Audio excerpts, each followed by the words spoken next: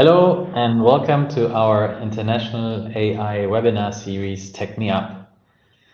I'm glad to welcome you here, and I would like to introduce our speakers in a bit. About myself, my name is Thanos. I am a tech lawyer based in Berlin and Taylor Wessing's international PA head for tech content and data. And I work regularly on AI, so I'm very, very excited to have great speakers with us today and kick off our monthly webinar series in season 2. This is our first episode, and we have more to come. We will have speakers from the policy space, from the industry, but also regulators. So stay tuned for our next sessions in a month's time. We'll discuss the details at the end of the webinar. This series will have an interview format. So we will interview guests and you will have the chance to ask questions, which we will answer at the end. Please send your questions through the portal here and we will pick them up. If we cannot answer them, we will try to answer them by email following this webinar. So with no further ado, I'd like to introduce our guest speaker, Luca Bertuzzi, who's a text journalist. He has been following the AI Act like no other. Everybody who has been following his very useful insights knows him. He's focused on digital policy and EU affairs, and he has led an international team based in Brussels, Paris, and Berlin. And we're really glad to have Luca here. Hi, Luca. Then we have Vicky. Vicky is our London-based data protection, privacy, and technology expert. Vicky has over 18 years of experience in this field and has already advised on many AI aspects. If you want to catch Vicky in person, she will be speaking at the IPP in Washington in a month's time. But for now, we're happy that Vicky will interview Luca today. Hi, Vicky.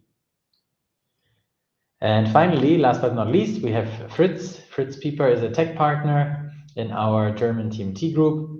He sits in our Düsseldorf office and focuses on many AI-related matters. He has also been following the AI Act from a legal side closely, and he's in charge of our AI's firm landing page and other materials that you will find on our website that will give you the full details and background on the AI Act. Now, with that, I'd like to hand over to Vicky and to Luca, who will give you some very interesting insights on the AI Act. And yes, as said, please send us your questions. And after Vicky and Luca have discussed what we have prepared already, then we are happy to discuss the questions that you may have. Thanks very much, Thanos. I will immediately hand over to Fritz.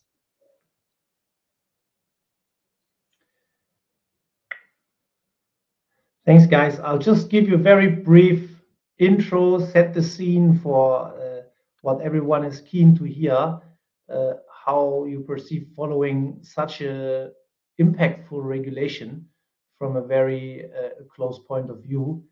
And I'll keep it short and simple by just saying that we are here again discussing the AI Act, so the world's first, I would say, comprehensive AI law, to keep the statement correct, which has a huge impact on the technical and therefore also, I think, the societal developments as a whole, all over the world.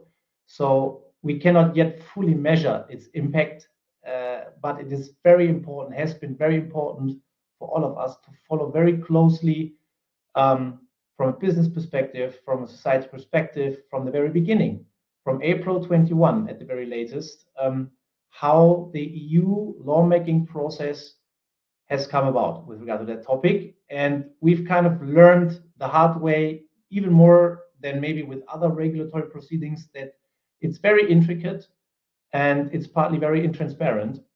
So who would have thought but that a US-based business network and now a social media platform, I would say, would be a core information base and platform on keeping track of the developments that have come up with regard to creating and finally agreeing on what is one of the most important pieces of tech legislation in the world at this point in time. Both from a procedural point of view, I would say, as well as from a content-wise point of view. And there's just two things that we want to point out beforehand. What are the latest developments? Again, on LinkedIn 2 days ago, I think it was, a policy advisor from the EU pointed out that the actual parliament vote that was supposed to take place in April was advanced to, I think, 13th of March, following all these latest developments that we've seen, the political agreement in December, bringing this into legal final form, where we had a leak by the end of January, which we could then follow up on and see, okay, what is now likely the final law, with another vote from COPER, so the representatives of member states that were voted on the 2nd of February in the COPER meeting, and then also have the parliamentary committees agree on the final template. So lots of steps to be followed, lots of uncertainty, and now we are looking at the final parliamentary vote, where we think everything will go as planned and nothing will change again about the text. But there will still be changes to the legal text because the legal language check is still ongoing. And afterwards, it's likely that the council may still have to double check the final text and give a final vote. It's not really a vote. It's more that people would double check if everything is fine. But if all this is finally in place, so to say, then it is still expected that by the end of May, we will have the final text and we'll have the final publication, and the act may enter into force 20 days later. And then we will have these different implementation application periods between 6 months and 36 months. So I think that was a bit like a movie where you followed the developments very closely from a procedural point of view. And we just like to point out also, I would say, two content-wise things that were really critical, and where views changed and where discussions were followed very closely, and different positions were very visible. For example, biometric identification systems, which was one big topic, where you would think that the parliament, as working for the people, as representatives for the people, would aim for protection of fundamental rights of EU citizens as a top priority, and then rather the council, representing member states' governments, where likely the argumentation would have been law enforcement agencies somehow must benefit from the potential of AI also in that area, also with the view that this might ensure protection of EU citizens. And in the end, a compromise was found where the use of biometric identification systems in publicly accessible areas is prohibited under very strict circumstances, I would say. So you don't know if that's a win or a lose for which side, but there it's very clear that the compromise character really came into play.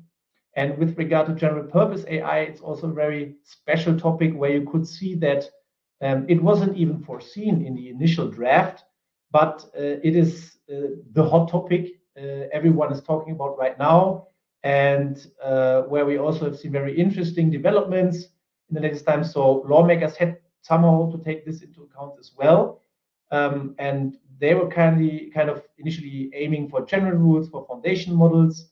Other companies or other countries which have companies that are also fighting to become European champions in that area, they were a bit reluctant to too much intricate regulation. Germany, France, and Italy as an example, and they wanted to restrain regulation to not hinder, or rather to enable innovation, more forward pushing, so to say. And the compromise in the end that there is also a step-based procedure with regard to GPAI models, so away from foundation models, looking at GPAI models, and a rather complex structure, reading all these provisions that has been found as a compromise.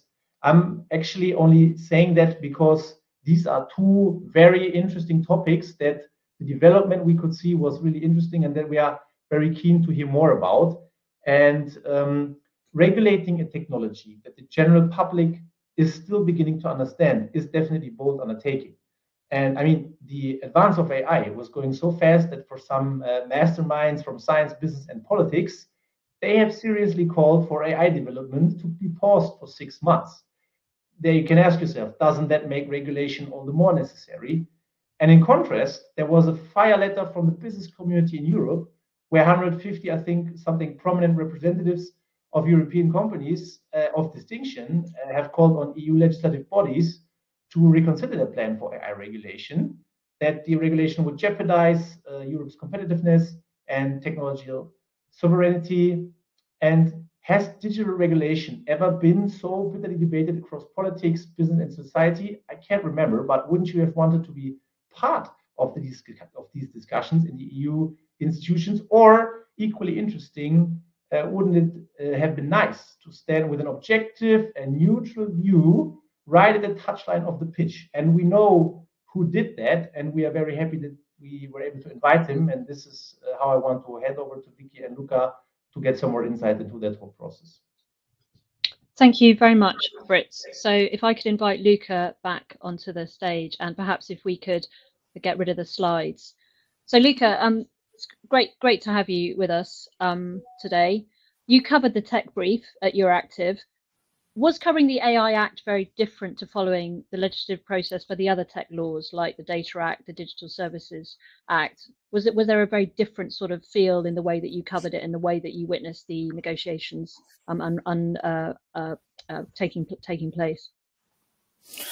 Well, thanks, Vicky, and thank you all for organizing this.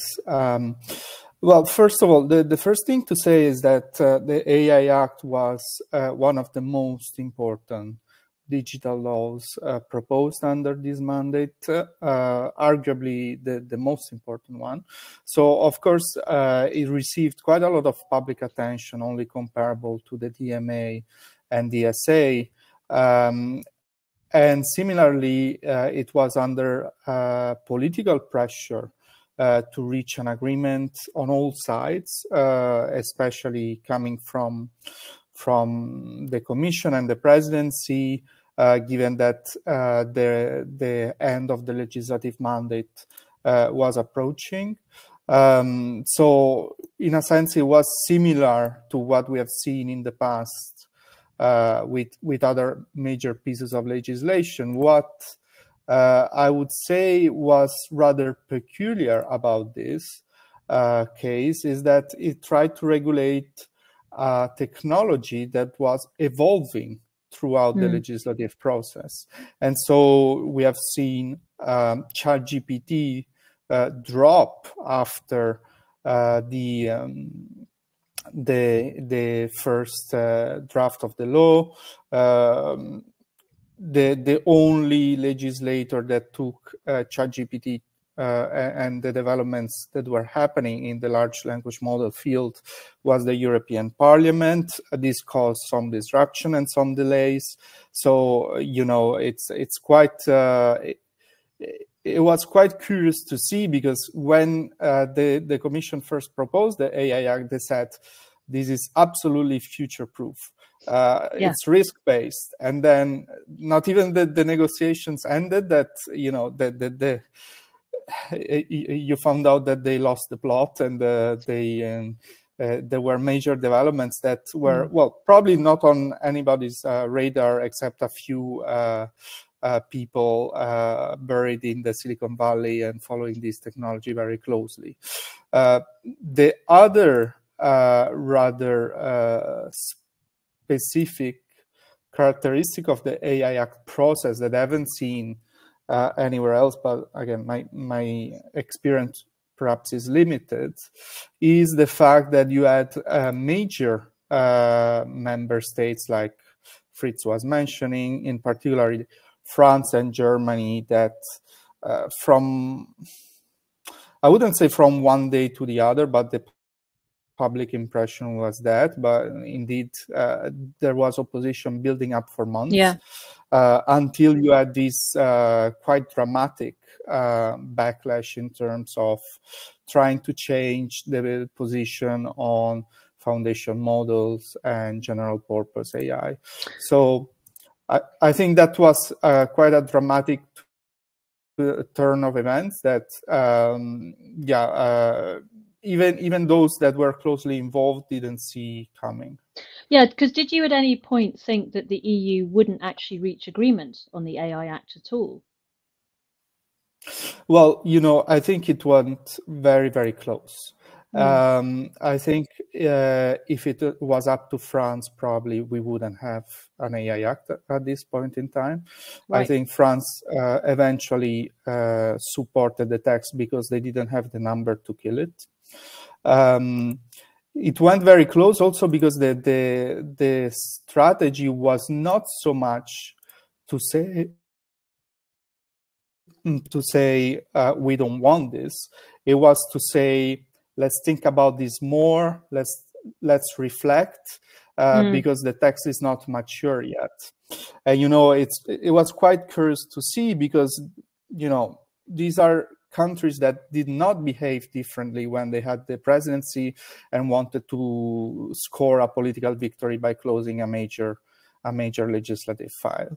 So I think Brussels is similar to certain societies, especially in Far East Asia, where you don't say no, you say later, or you say there is no impact assessment. And usually that's the sign that they don't want it, that they want to kill the thing. So there's a lot of politics mixed up with all this, I'm guessing is what you're saying. Fascinating to have been involved in some of these discussions and to have witnessed it.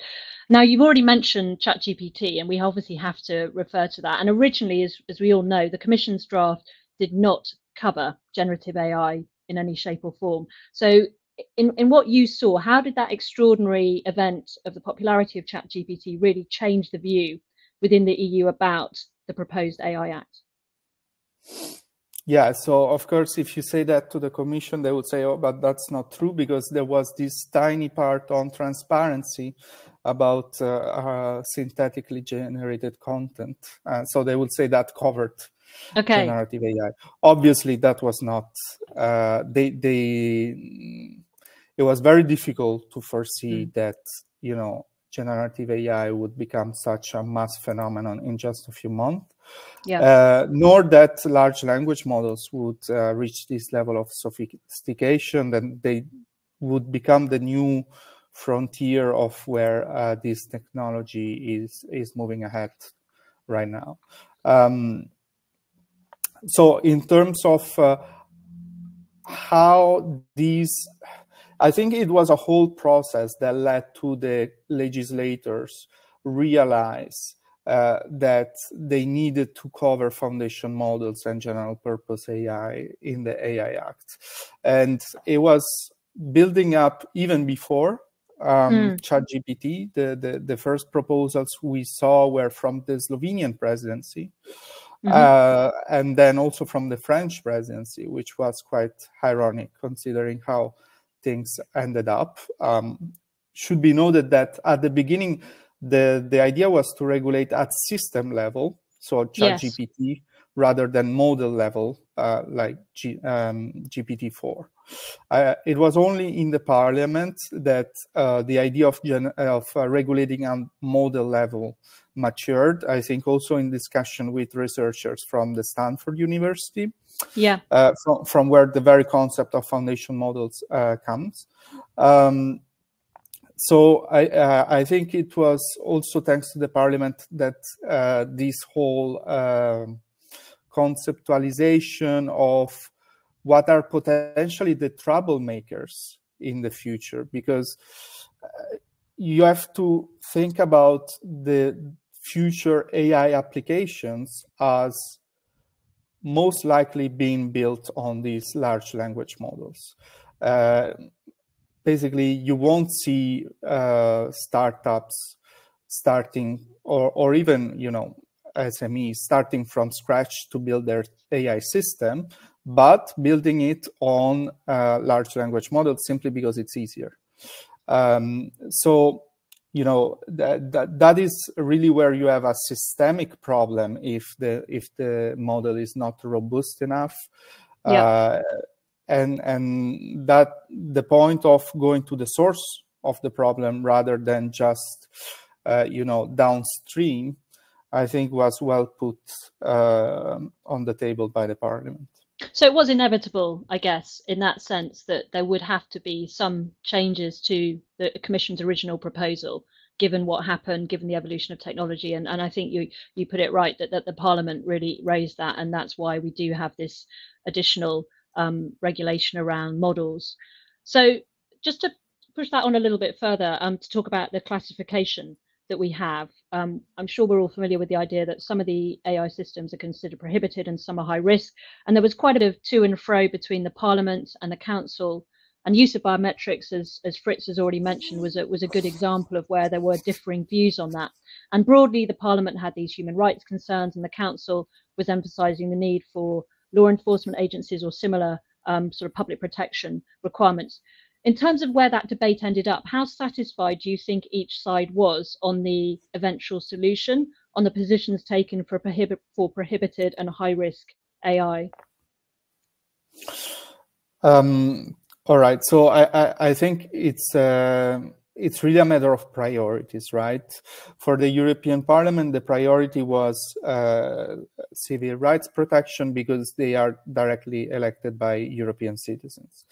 For European governments, the priority, especially for those who experienced episodes of terrorism, who are dealing with organized crimes, the priority is to fight this phenomenon.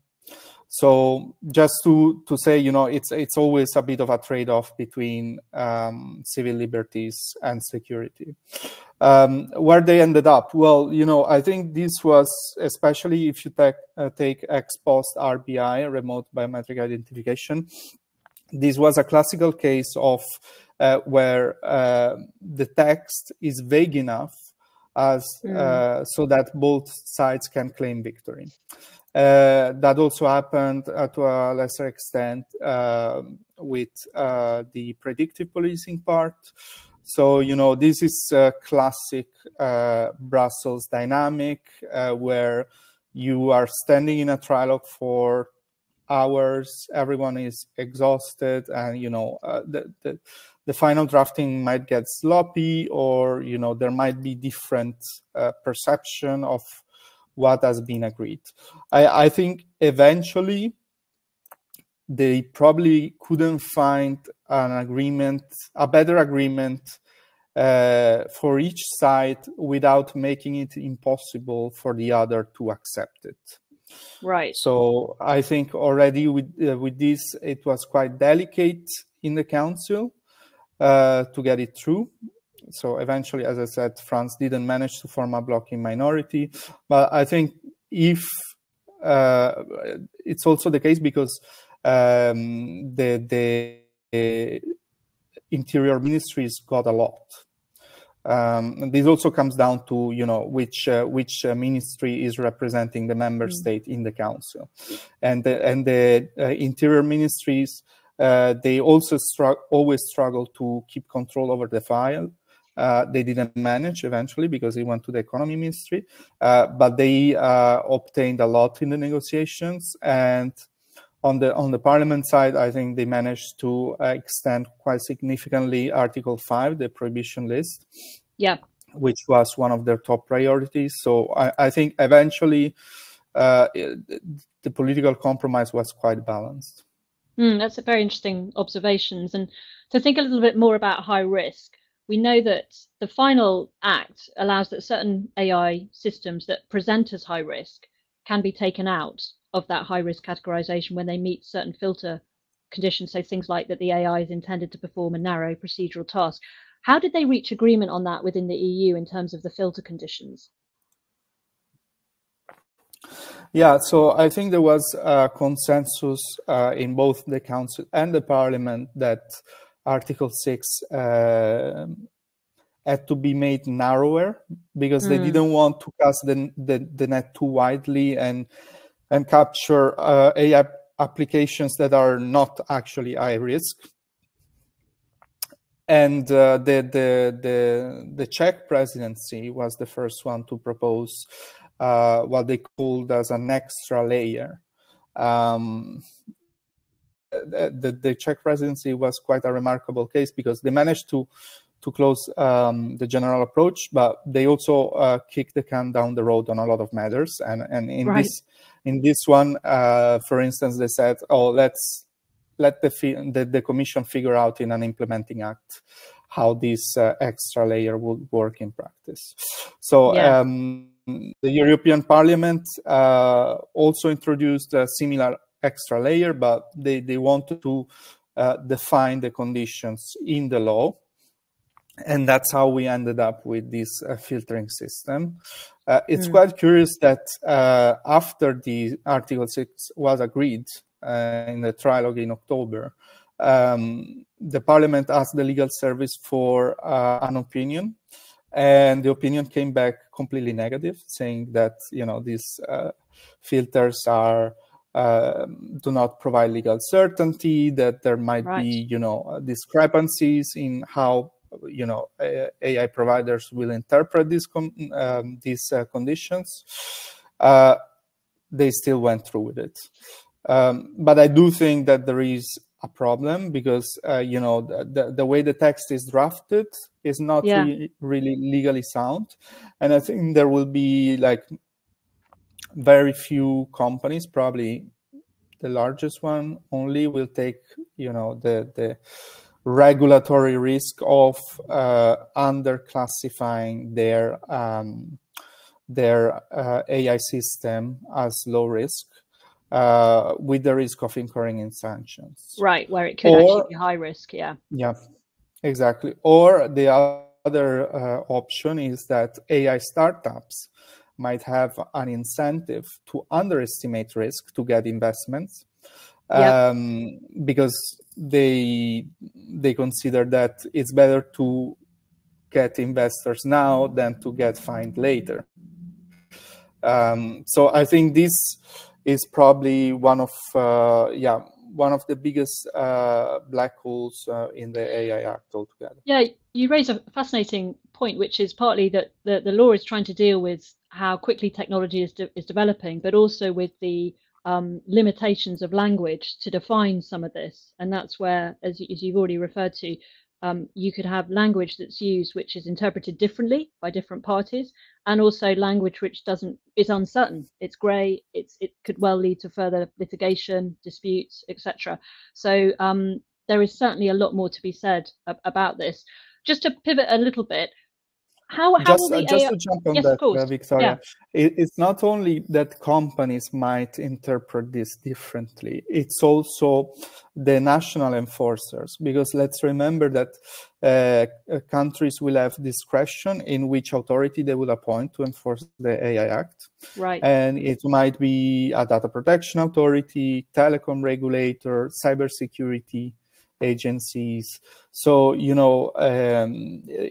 will take time to streamline a common understanding on how you classify high risk. You'll probably need guidance, and if our experience with the GDPR and the EDPB is of any use here, I think it will take years before we reach a shared understanding. Yeah, gosh, that's quite something to be contemplating. Another set of lots of time and opinions and guidance and all the rest of it. We don't have necessary certainty, but yeah, I think you're right. Just to look a little bit more about the role of the bodies then, can you just explain a little bit how the AI Act will be enforced and whether any new bodies are actually being created both at the EU level and member state level? Yeah, so the member states never want to be forced to set up new agencies. I think Spain is the only one that announced that they are setting up an AI agency. I'm not aware of any other EU country. Maybe the audience knows more than me in this. At the EU level, you will have the AI board, of course, that is pretty much the same as the EDPB in the GDPR field. But also you have the AI office, which will be mostly in charge of enforcing and overseeing foundation models and GPAI systems. but will also support cross-border investigations. So I think that the overall idea of the AI office comes very much from the need to ensure a centralized enforcement, much like taking stock of, the backlog you have in the GDPR with a few authorities. And also there was, from the Commission side, of course, they saw this as an opportunity to be the regulator for the most powerful AI models in the world. So I think that if you look at the pace of this technology and the way the AI Act is written with Article 5, with Annex 3, with the list of high-risk applications, all of these is pretty much written in the sand and will require a governance structure that has the pulse on the technology and where the market is going. So for example, the AI Act part on foundation model now has this quantitative threshold for foundation models that have a systemic risk. But the way the market is moving right now is not only with large language models, but also with a constellation of smaller models that are cheaper to train and that in terms of modular architecture interact with each other and can be as powerful as a large language model. So, how will the AI office account for this new reality? They potentially have the flexibility to do so, but they will have to keep in touch with stakeholders, with experts. There is the scientific panel for that. Sure. But I would also mention that there is a risk that this scientific panel becomes too much of an academic exercise and doesn't really help in practice to, if it will depend on the people that are selected, of course, but it shouldn't just be limited to academia. It should also be with people that are in touch with, that are investors, for example, that know very well this market and where it is going. Yeah, no, thank you. That's very helpful overview. And you've already mentioned foundation models several times, and that whole debate seems very, very political towards the end of the trilogue. And we had the trio of Germany, France, and Italy putting forward this non-paper requesting that foundation models be regulated through codes of conduct. Do you think that the final text, Germany and France, achieved their objectives in protecting their own homegrown foundation models or not? Well, if the objective was to obtain just voluntary codes of conduct, that was not achieved. Because I would say that the Spanish presidency knew that to reach an agreement with the parliament, they needed some rules on foundation models. So what they had to do was to stretch their mandate and put France, Germany, and Italy before a fait accompli. That's what they did, and eventually it was successful. I don't think they had any other choice. And right. It took quite some very badly, like anyone who's familiar with the Platform Workers Directive knows. It's not necessarily that you get your way in the end. I think in this case, what played in favor of reaching an agreement was that this was sort of too big to fail. Right. And there was also an interest, a very strong interest from the Commission to have this. So we saw for the first time Breton taking a stance against the position of its home country, France. Politicians need, this sort of political victories ahead of an election. So I think, the whole political situation played in favor of reaching an agreement. Also because Germany and Italy were not so united against this. In particular, Germany is a coalition government, and the liberals who were against were a minority compared to the German Greens and the Social Democrats. So, and for Italy, it was never really a core problem, this one. So they didn't want to cause too much drama for nothing. They didn't have any AI startup to defend. Right. So that whole sort of surge of controversy that happened at the end, it was really a little bit of who's going to blink first in terms of who's going to give ground. And eventually it seemed like those three countries did effectively back down to some extent. And you've already mentioned France and the role that they were playing. I think it's worth just sort of taking a step back, just in the final questions that we put to you. What do you think that the EU has got broadly right in the AI Act? And what do you think they actually got broadly wrong? Yeah. So, I mean, I think, first of all, only time will tell. As I said, like with the GDPR, it will take 5, 6, 7 years to see the actual effects. I think what certainly got wrong were procedures, especially in the European Parliament. There was infighting that lasted 6 months, and that were taken away from the negotiations, and this has become a systemic problem inside the Parliament, and the time pressure at the end inevitably made the text quite messy. Yeah. And I can tell you also that in the European Parliament, the AI Act is regarded as a negative example of how not to conduct negotiations, because, having 2 committees involved in such a complex file, it was just really hard to manage. Just imagine how difficult it is to organize a meeting with the double of the people involved and the double of the agendas and so on. So in terms of what the co-legislator got right, I think that eventually everyone recognized that the AI Act is better than the status quo.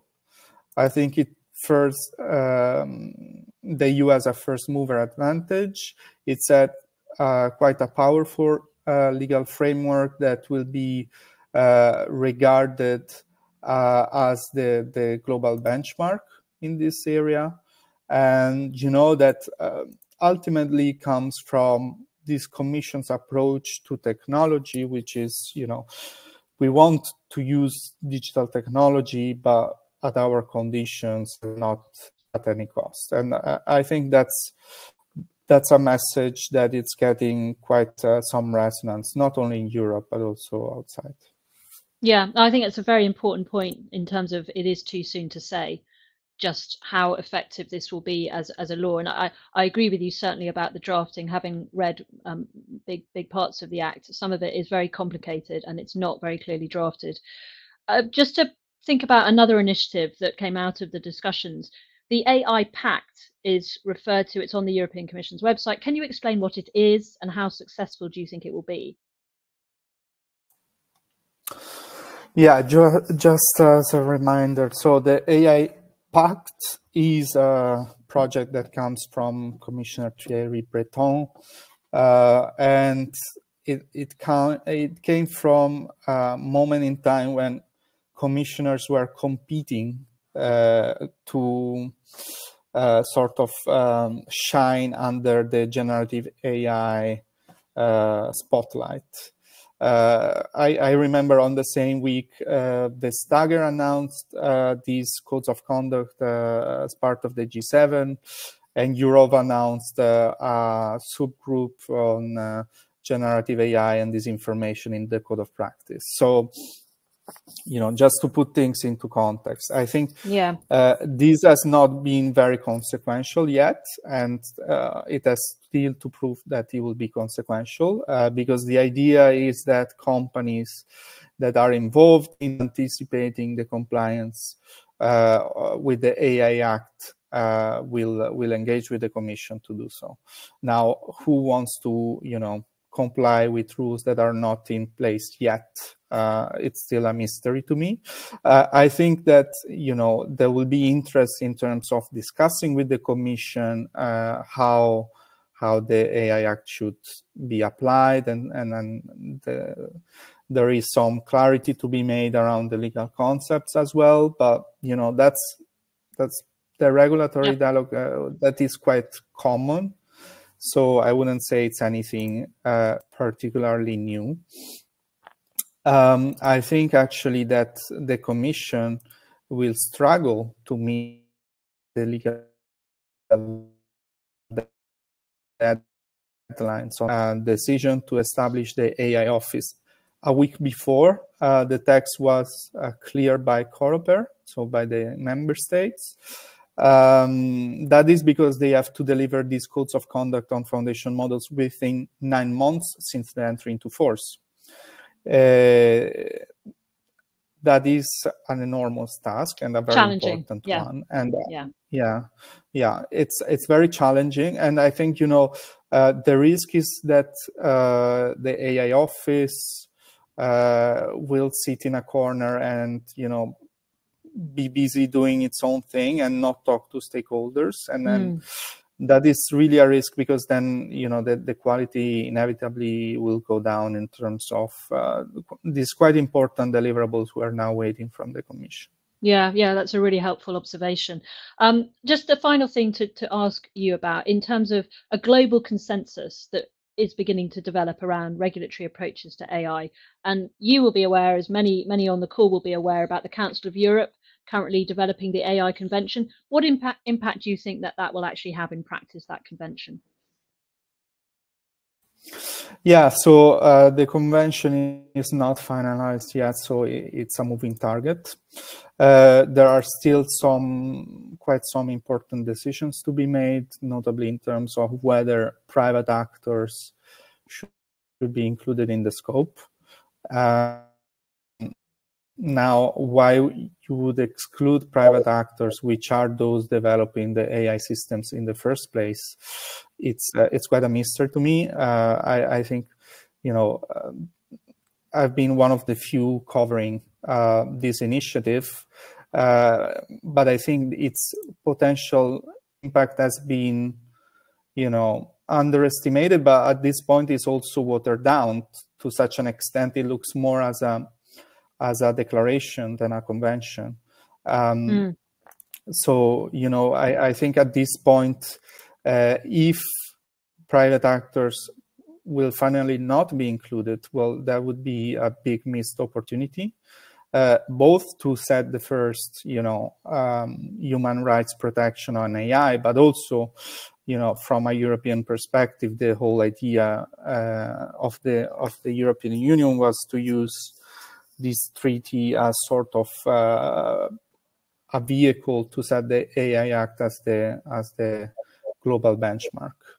And a final rant about this is that, if after all these years you have such little result, I think it will have a chilling effect also for potentially future opportunities in this area, because who wants to commit to drafting a treaty for 5 years that at the end is, it's close to nothing. Yeah, that's a sobering note to end on. Thank you so much, Luca. I'm going to hand back now to Fritz and Sanos. Thank you, Luca, and thank you, Vicky. I think we have quite a few audience questions, but we don't have much time left. So I think if we can, maybe we'll ask you one or two. So one question that came up was, how important is the AI Act's entry into force in order to stabilize the global AI industry? And I found this question quite interesting, because I think you as a tech journalist can maybe answer it better than a lawyer. Well, I'm actually not sure I can answer better. I think that the AI Act will take some time to make an effect on the industry, not only because, mostly because the industry is not based in Europe. And, what we are seeing is already differentiated launches of AI models in Europe as opposed to other markets. Because in Europe it takes more compliance effort, and it won't be only the AI Act. You also have copyright, GDPR. So, you know, I think the first effects we will see will be, of course, the bans, and I think that will be perhaps more visible. Clearview AI will be banned, remote biometric identification will be banned, and so on. As for the iRisk, I think it will take quite some time in terms of, you know, companies setting up their risk management system, quality management system. It will also take, you know, considerable compliance costs. And I think a lot of companies will have to make a decision whether the investment is worth the cost, because if you look at earlier assessments of how much this cost will be, it's in the range of 200, 300,000 euro just to set up the quality management system, and 70,000 euro per year to keep it running. So, you know, it's quite significant. Thanks a lot, Luca. So Fritz, I think we can maybe squeeze in one more question, although we're slightly over time. It's very interesting, one question that has come across us, and maybe that one last question, conscious of time, and that would go into the direction of what's your general view on Microsoft and Mistral partnering up, particularly in light of the prior AI model lawmaking discussions, private sector involvement in AI regulatory proceedings. Let's just hear what your general thoughts are. What is the perception in the public? Is it correct? What do you think about that? Yeah, I mean, I think I made my views quite clear publicly already. I think that there are several questions related to these partnerships that need to be clarified. Not so much about the business decision, because I think no one can say, you know, I think that partnering up with big tech companies is right now the best and fastest way for AI startups to grow. But, you know, if you present yourself as a European champion, I think, you know, it's quite a contradiction in 1 month later to end up doing such a strategic partnership. Because, okay, people will say the investment is not so significant. But first of all, there is more to that. There is the use of the infrastructure. And we know that, you know, the European agenda on technological sovereignty and strategic autonomy has been striving to, you know, set Europe apart in terms of cloud infrastructure and so on. So, you know, if you're such a European champion, why didn't you go and partner up with OVH, for example? And the other thing is that these partnerships are the terms of these partnerships are kept secret. We only know what the companies tell us. So, you know, we really don't know how long this discussion has been going, how it has affected the AI Act negotiations, and if there are any strings attached. And also, we don't know how much the French government knew. Someone said someone from the French economy ministry told Reuters they didn't know.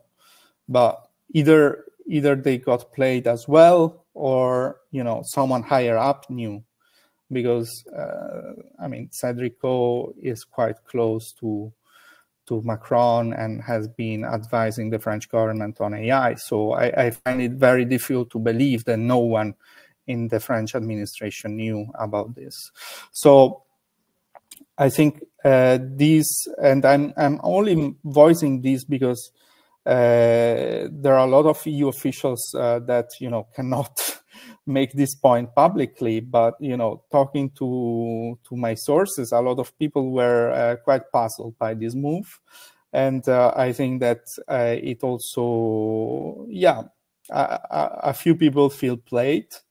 And I think that it's only fair to ask for some clarifications. Many thanks. Very interesting view. Thank you. Thank you, Luca. Thanks everyone for staying with us, although we're slightly over time. It was an honor to have you with us, Luca. Thank you, Fritz and Vicky. With that, we close our first session, and we have a next session in April, and then in May. On the next session, we'll have an industry speaker, and the session following that, we'll have a speaker from the politics space. So stay tuned. We will announce our speakers and our details via email and through LinkedIn. And you will, of course, get the recordings, and we will answer the questions that came in that we couldn't answer via email. Thank you very much. Goodbye, and have a great rest of your week. Thank you. Bye.